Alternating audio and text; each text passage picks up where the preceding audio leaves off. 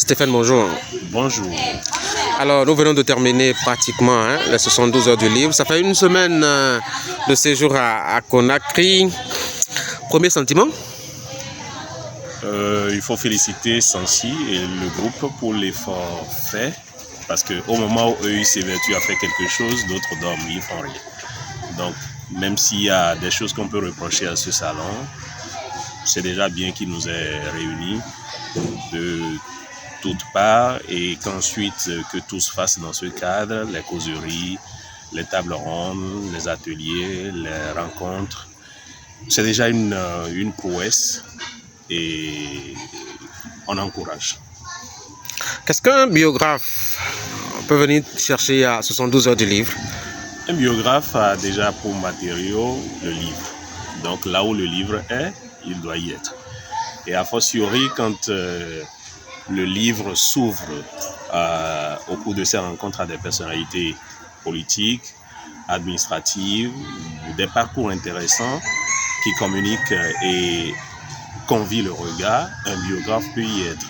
Et la preuve, je suis arrivé avec l'un de mes auteurs, l'un de mes sujets, et c'était une occasion de réaliser la connexion entre ce que je fais et celui que lui il est, ce qu'il est. Et cette rencontre a pu se matérialiser, entre autres, les activités que nous avons eu à faire au niveau de l'état-major de l'armée, où nous étions, Henri Diombo, ministre, Sami Tchak, écrivain, et moi-même, pour interagir avec les militaires qui écrivent. Voir la symbiose, voir ce qu'ils partagent, voir si nous sommes dans le même univers de création. Est-ce que cela pourrait avoir comme répercussion sur la perception du livre dans l'économie sociale, c'est-à-dire cette dynamique qui permet de socialiser le regard, d'inviter les gens à plus d'attention, ainsi de suite. Parce qu'il faut dire, on considère l'armée comme une brute. Et dans le cas d'espèces, surtout en Guinée, on sait tout ce qu'on pense de l'armée. Et il fallait qu'on aille là pour leur dire que ceux qui osent, dans cet univers de muet, ceux qui osent écrire, ceux qui osent porter un propos, font bien. Ça permet ça comme pour bénéfice d'amener le peuple à se dire ils ne sont pas bruts, ils compatissent, ils comprennent.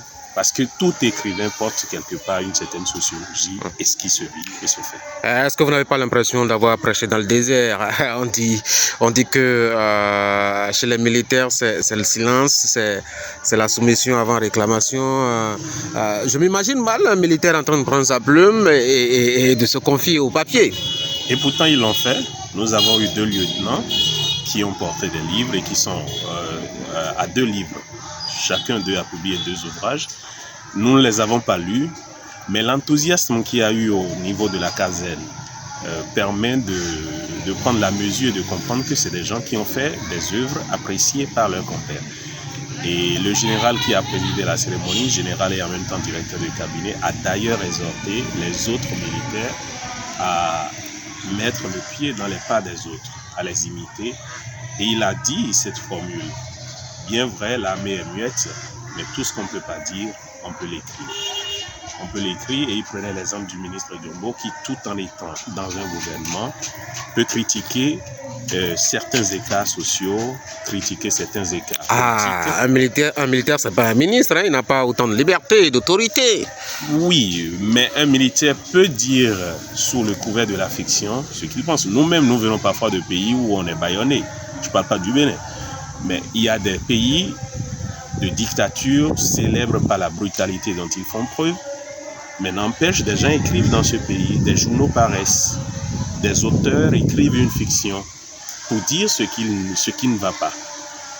Je donne mon exemple, j'ai écrit un roman Intifada la feuille morte, paru en 2020 à Paris. Et au cours d'une rencontre ou d'une interview, plutôt une émission télévisée, on me demande pourquoi je n'ai pas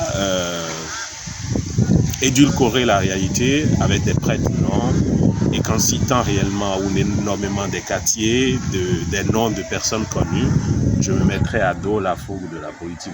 Je dis non. Jusqu'à preuve de contraire, nous sommes dans un espace de création et la fiction permet au moins de faire passer la pilule Et je pense que les militaires aussi peuvent le faire. Ah, vous êtes venu faire des affaires alors? Alors, si vous le dites comme ça, on penserait que je suis affairiste. Je suis un modeste écrivain, biographe, et mon rôle, c'est d'identifier les parcours, ceux qui ont vaille que vaille créé un univers admirable, ceux qui ont porté des idéaux et qui les ont incarnés, afin que d'autres puissent s'inspirer, notamment des jeunes. Parce qu'aujourd'hui, il y a une panne de modèles, d'inspiration, et en dehors des églisettes qui nous appellent oisivement à pardonner, à croire en la fatalité, il faut réellement que nous puissions dire à nos contemporains, à nos citoyens, à nos amis, à nos frères, que là où tout paraît obscur, une luciole pourrait éclairer. Et la biographie, c'est ça, mettre de la lumière sur l'impossible, dire à tous que ce que vous prenez comme l'impossible, vos douleurs, d'autres l'ont eu avant vous, et ont triomphé de ces impasses pour être de gens admirables que nous applaudissons. Alors, on a quand même remarqué au cours de ces 72 heures du livre une omniprésence du politique et de la politique. Ça vous embête ou ça vous réjouit? Oh, ça ne m'embête pas, mais ça ne me réjouit pas outre mesure parce que je sais que ce politique qui est là, c'est que des propagandistes. Ils sont là en fait pour attirer une parcelle de lumière sur ce qu'ils font. Ils donnent d'une main et reprennent d'une autre.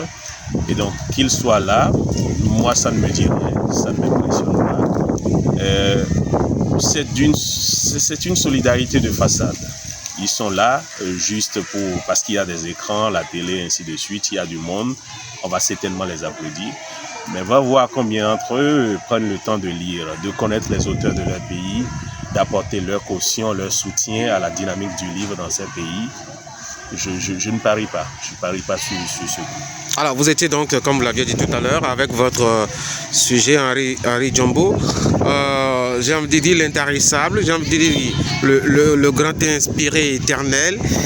Et avec lui, et en complicité, on connaît d'ailleurs votre proximité. Vous avez pu accoucher un tout dernier paru à Lomé, qui revient un peu sur, je dois dire, ce qu'il n'a pas dit dans ses fictions. Et quand on lit un peu l'ouvrage, on a l'impression d'un monsieur traqué qui a envie de répondre enfin, qui veut régler des comptes, qui veut parfois même menacer à travers des sous-entendus. C'est quoi? C'est une option d'attaque désormais. On connaît Henri Djambo, silencieux, refermé, taciturne à la limite.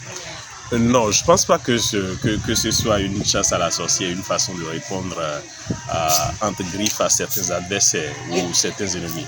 Ce que je veux dire, c'est que d'ailleurs le titre est évocateur, ce que demain dira de nous. Je pense qu'entre ce que vous faites, ce que vous dites, ce qu'on pense de vous, rien n'est plus utile que ce que demain retiendra de vous. Et donc, il était pour lui important, comme pour moi aussi, qu'il revienne sur certains aspects de sa vie, sur des faits qui se sont déroulés durant tout son mandat et tout l'exercice de sa charge, j'allais dire, de sa charge ministérielle, revenir sur ces points pour questionner le regard, remettre certains faits dans leur contexte. Lui les a vécus, il n'a certainement pas eu le temps de les brosser à une certaine période. Il est revenu sur certains détails, poser le décor, fixer les limites. Et à partir de là, ceux qui ont vécu ces événements peuvent mettre un nom sur chaque chose, sur ce qui s'est passé. C'est ce qui a été fait. Une façon de s'expliquer. Pas une façon de s'expliquer. Et implicitement de menacer aussi. Non, quand il commence par situer des événements, des personnages, des personnalités, c'est une sorte de menace aussi. Je ne pense pas. Quand vous avez des enfants qui ont grandi, et qui sont dans la société, et cette société pense que vous êtes milliardaire, que vous avez détourné, que vous avez fait ceci. Eux, ils sont dans l'intimité, dans votre intimité, dans votre secret. Ils savent ce que vous êtes capable de faire, ce que vous avez, ce que vous n'avez pas. Et donc, pour eux, il faut parfois prendre la responsabilité de dire certaines choses, de laisser des traces, des choses questionnables. Et c'est ce qu'il a fait. Parce que ce n'est pas toujours agréable d'apprendre qu'on traite un parent de tel mot, de tel adjectif, alors qu'il n'en est en réalité rien. Laissez filer le silence ou laisser parler le silence, c'est une sorte de consentement. Et donc, comme on l'a dit, c'est un refus d'endosser une responsabilité qui n'est pas sienne. Et c'est pour ça il prend le temps de fixer le cadre et de dire qu'en réalité, il n'en est rien. Il y a plus de fantasmes sur ce qu'on croit savoir et ce qu'il est réellement. Et c'est pour ça qu'il dit ce que demain dira demain. Donc ce qu'il vaudra ou ce qu'il en est de son parcours, c'est ça qu'il a confié à ce livre, qui est un livre synthèse. Et nous l'avons voulu sur la forme d'un livre entretien, afin qu'il porte lui-même son propos et qu'il dise réellement. J'aurais porté le propos comme dans les précédents livres, le refus de tendre vers le néant, et qu'on dirait que j'ai été payé pour dire ce qui n'y est pas. Mais voilà, lui-même il a dit, et c'est une responsabilité qu'il porte, et il a dit, je le cotise pour qu'il aille d'ailleurs au-delà de cela. On verra ce qui paraîtra plus tard aussi. Le lecteur sent un personnage traqué, une personne traquée. Vous avez le même sentiment après l'avoir écouté? Traqué, non. Déçu, non. Acculé? Non plus. Lui, il est en paix avec lui-même. Je pense que c'est plutôt un personnage qui... il ne cache pas sa déception du monde politique, qui est un creuset de coups, d'inimitié, où chacun, pour se faire voir, est capable de te glisser des pots de banane, d'attenter à ta vie, de mettre à mal ta sérénité. Il a vécu sur un certain nombre d'années. Je ne pense pas qu'il y ait encore quelque chose que la politique pourrait lui apporter qu'il n'a pas eu sur les 30 ans qu'il a fait dans ce mouvement. Et donc, je ne vois pas de déception, je ne vois pas de colère chez lui. Je vois plutôt le besoin, sinon l'embarras, que nous nous attachions à scruter que ce qui est visible au lieu de pousser le regard au-delà du ressenti, pousser le regard derrière le rideau pour voir est-ce que toutes les informations qui sont agitées, elles sont vraies, elles sont fondées, et si elles le sont, à partir de là, réduire une dynamique rationnelle pour en grippe demander des comptes, sinon... Henri Djombo, c'est quand même, comme je l'ai dit au départ, un homme très inspiré, avec beaucoup de livres, 22 déjà à son actif, et puis dans les tiroirs. 23, ben voilà. Et puis à son actif déjà 2 dans les tiroirs aussi qui attendent, dont une pièce de théâtre. Ai-je appris, vous qui l'avez côtoyé souvent, qui l'avez fréquenté très très souvent, comment il fait pour être inspiré? Quand vous avez du temps pour respirer, pour réfléchir et vous intéresser à la marche du monde, vous êtes inspiré. Je pense que l'un des personnages les plus généreux, ce sont les écrivains. Parce que prendre de son temps, de son âme, de son esprit et s'interroger sur la marche du monde, scruter le quotidien de ses voisins, questionner tout ce qui va et ce qui ne va pas relève d'une grande preuve de charité. Et quand on est écrivain et qu'on sait s'adonner ou se donner du temps pour se plonger dans le non-dit des autres, dans le silence, leur souffrance qu'ils portent comme une croix, on a toujours matière à créer à partir de son imaginaire des œuvres. Et c'est ce qu'il fait, décharger. Déjà, tout en étant ministre, il crée beaucoup. Maintenant, il est déchargé, il a encore plus de temps pour questionner et essayer d'apporter des réponses à la marche. Une dernière question, on va retourner aux 72 heures du livre. Ça fait une semaine qu'on est là. Vous venez du Bénin, Cotonou, qui a son salon aussi, et qui l'a d'ailleurs organisé, vers la fin de l'année dernière. Vous connaissez beaucoup de rendez-vous sur le continent en matière donc de rencontres de livres. Vous connaissez aussi le salon du livre africain de Paris, etc. Qu'est-ce qui est à Conakry qui peut inspirer les autres pays?